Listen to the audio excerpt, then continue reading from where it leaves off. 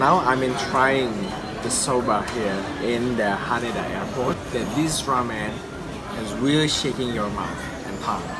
And this one is the pork. So I will try the egg. This must be good. The egg texture, a really half-boiled egg. With only 3 minutes, I think.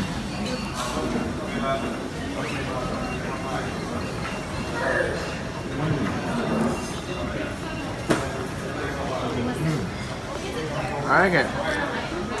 I like it. There is some techniques to eat the soba.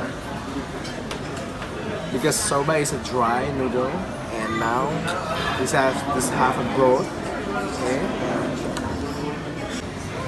Soba ingredient is different with the good broth ramens, with like tonkotsu ramen or something like full of broth in the noodle, because they have match up all the ingredients inside when it comes to the mouth. Because it's different, not like a broth in tonkotsu ramen, because you just eat together in one mixed bowl.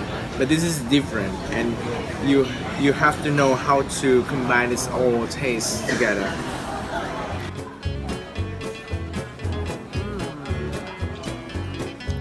It's perfect. Perfect. I don't know how to say it again. It's